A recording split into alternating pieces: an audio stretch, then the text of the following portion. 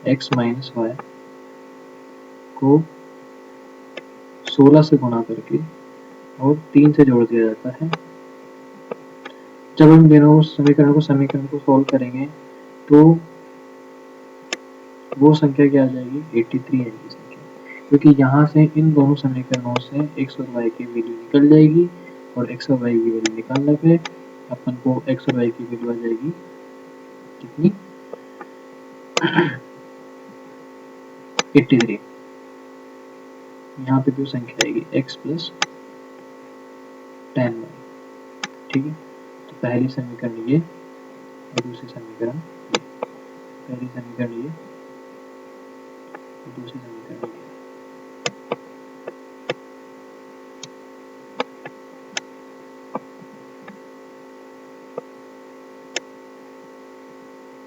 इन दोनों समीकरणों से मान निकाल सकते हैं अपन। नेक्स्ट पढ़ते हैं अपन, व्यंजन इतने बराबर m के लिए सत्य कथन क्या है। सत्य कथन क्या है इसका, m एक शांत दशमलव संख्या है, बिल्कुल सही है भाई, क्योंकि इसके नीचे 2 और 5 मुझे साफ साफ दिख रहा है, ठीक है।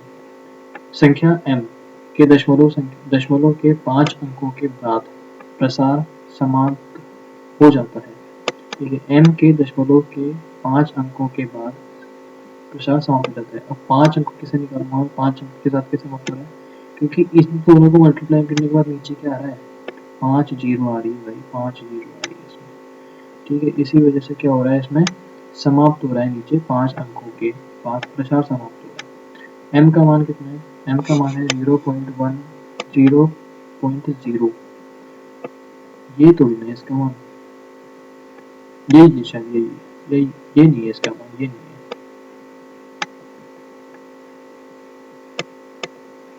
हाँ यही तो है इसका मान, 1 2 3 4 5, ठीक है। 5 अंक के बाद ही है 1 2 3 4 5, ये किसमें आएगा, सभी का तो।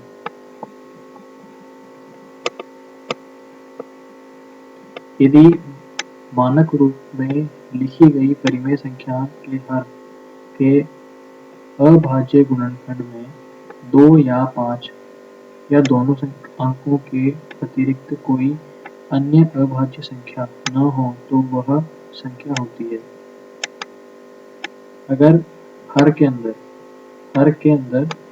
अभाज्य गुणनखंड में 2 या 5 नहीं हुए, 2 या 5 नहीं हुए, 2 या 5 अंकों के अतिरिक्त कोई अन्य अभाज्य संख्या न हो तो वह संख्या क्या होती है, शांत होती है, क्योंकि अगर इन दोनों के अलावा कोई दूसरी संख्या नहीं है तो ये दोनों क्या कर देते हैं, डिवाइड करने के बाद शांत दशमलव संख्या बनाते हैं, ठीक है।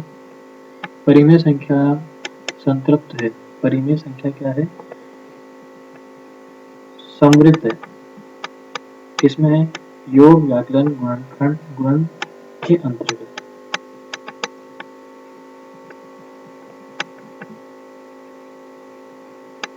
इसका योज्य प्रतिलोम कैसे निकालेंगे, योज्य प्रतिलोम का मतलब है माइनस करना जीरो में,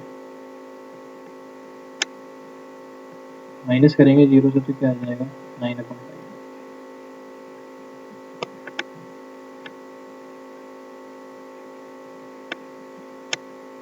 तीन का गुणज है, अब 3 से भाजकता का नियम क्या होता है, इन सबको योग और इन सबका योग को क्या करते हैं, 3 से भाजकता के नियम को,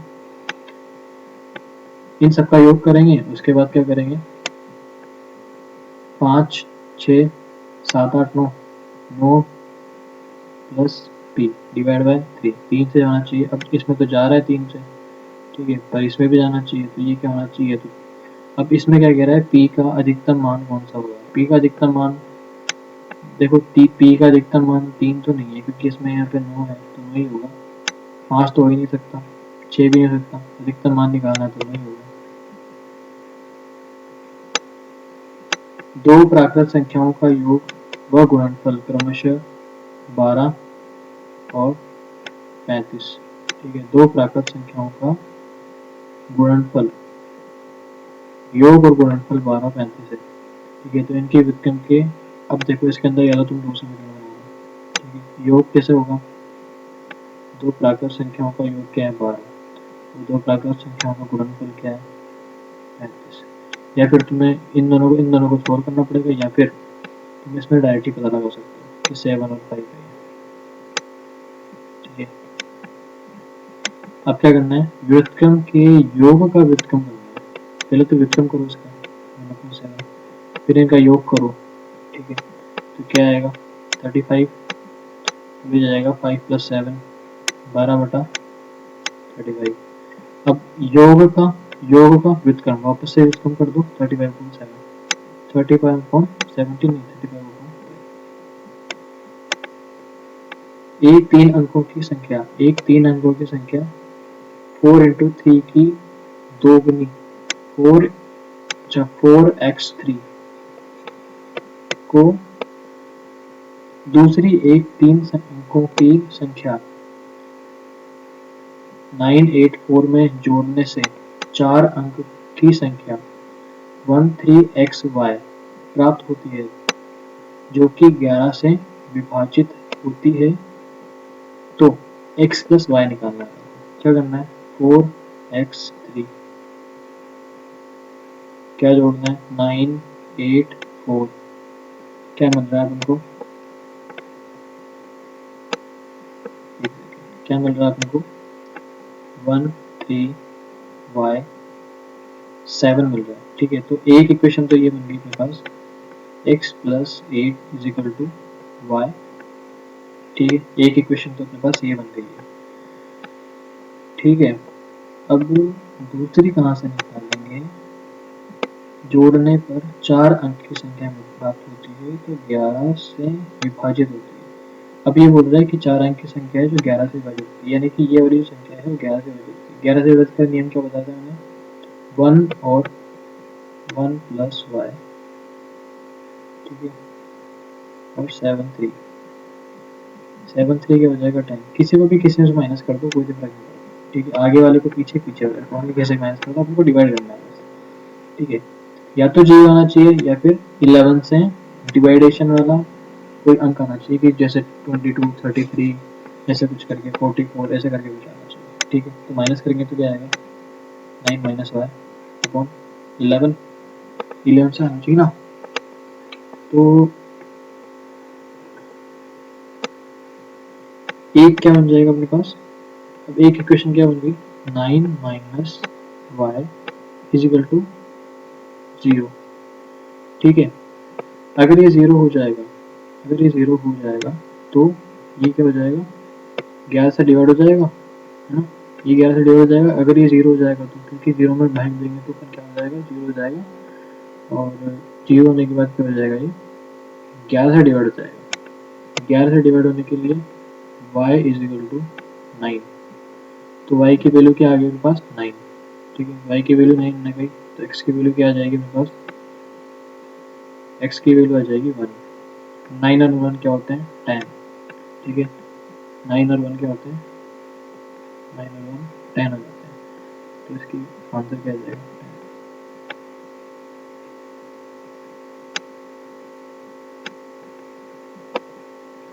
हाँ, ये कैसे करना है क्वेश्चन, ये करना है अपन को पूरा खोल के। ठीक है, 3 6। अब इस पॉइंट को अपन को क्या करना है, भिन्न वैल्यू में चेंज करना है।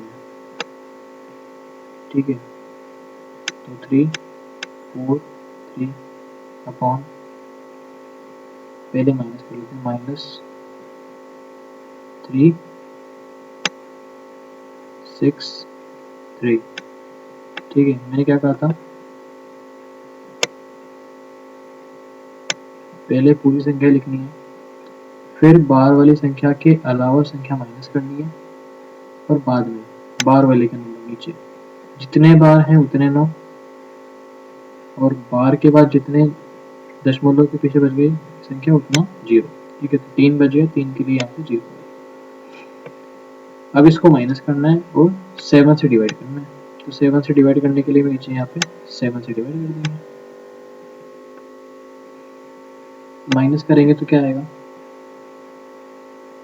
माइनस करेंगे तो आएगा अपने पास 3 5 35980 अपॉन 990 इंटू 7। ठीक है, जब आप इसका डिवाइड कर दोगे तो डिवाइड करने के बाद आपके पास बचेगा ये।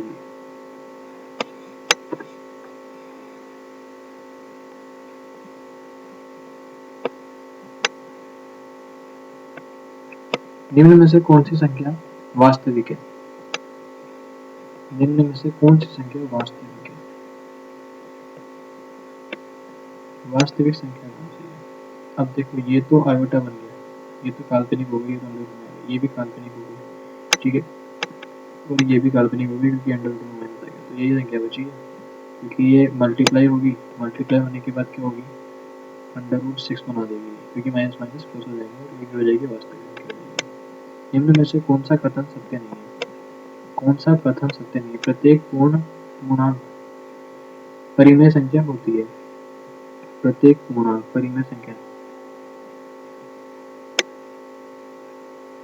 ये तो सत्य है, ठीक है। प्रत्येक अपने को सत्य नहीं है, देखना। प्रत्येक प्राकृतिक संख्या पूर्णांक होती है। प्रत्येक प्राकृतिक संख्या पूर्णांक होती है भाई। प्रत्येक प्राकृतिक संख्या वास्तविक संख्या होती है। प्रत्येक प्राकृतिक संख्या वास्तविक संख्या होती है। हाँ, वास्तविक संख्या, सारी संख्या वास्तविक होती है ना। प्रत्येक वास्तविक संख्या परिमेय संख्या होती है। प्रत्येक वास्तविक संख्या परिमेय संख्या नहीं, नहीं, नहीं, ये वास्तविक संख्या तो बड़ी ज्यादा बड़ा भाग है और परिमेय संख्या तो उसका भाग है वास्तविक संख्या का। ये प्रत्येक वास्तविक संख्या परिमेय संख्या नहीं हो सकती है। निम्न में से कौन सी एक परिमेय संख्या है? इसमें से कौन सी एक परिमेय संख्या है?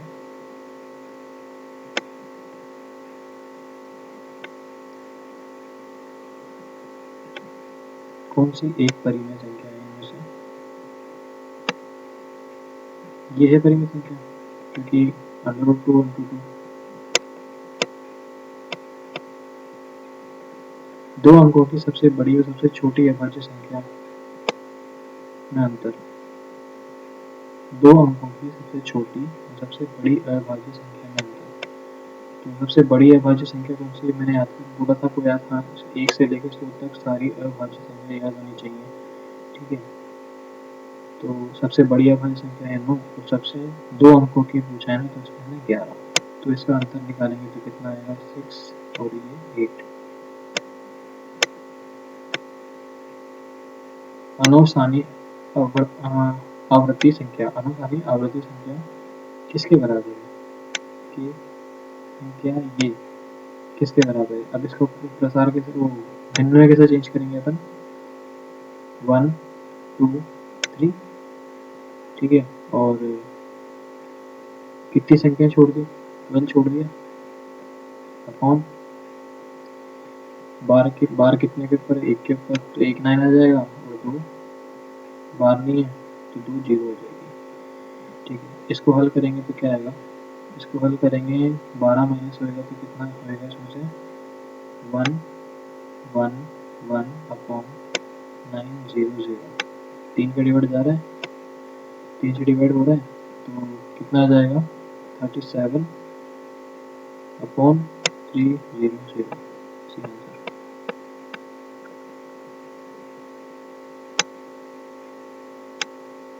3 4 5 किस स्थानीय मानों का गुणनफल?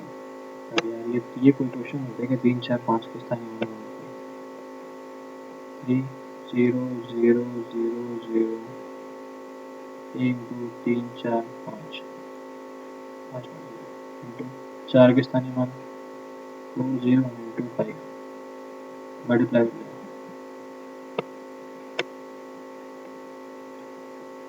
के स्थानीय मानों का योग। ये भी हो जाएगा, ये भी हो जाएगा। स्थानीय मानों का योग निकालना है। वर्गमूल होगा, इसका वर्गमूल कैसे निकालेंगे? इसका वर्गमूल निकालेंगे अपन 4 अपॉन 9। दशमलव के बाद कोई सा भी अंक नहीं है जिसके ऊपर बात नहीं हो, ठीक है, तो 4 अपॉन 9 का वर्गमूल निकालना है, 2 अपॉन 3 का घनमूल निकालना है। 37/999।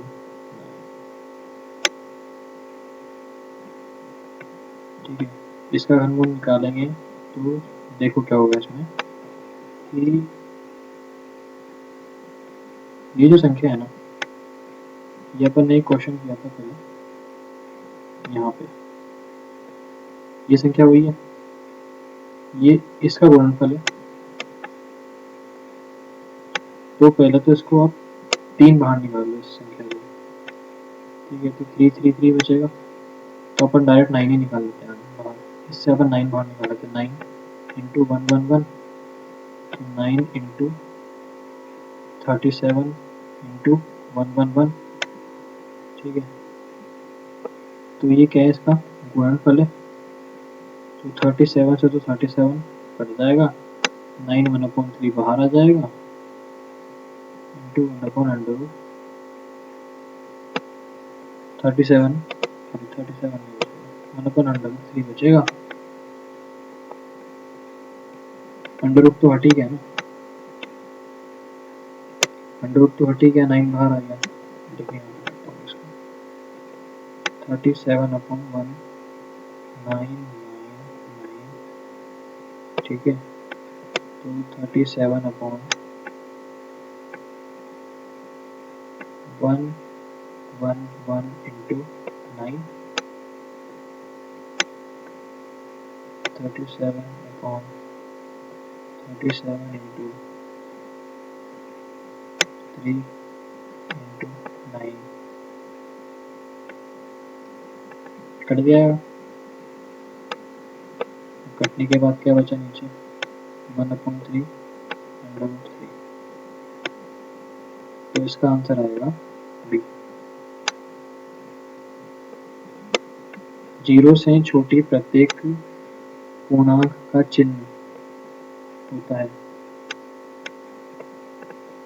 सबको पता है।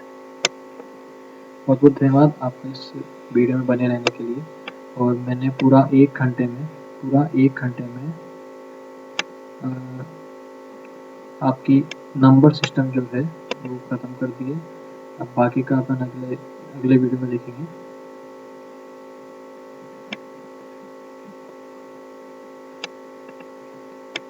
अगला चैप्टर पढ़ने वाले हैं अपन घातांकरण और वर्गमूल और घनमूल।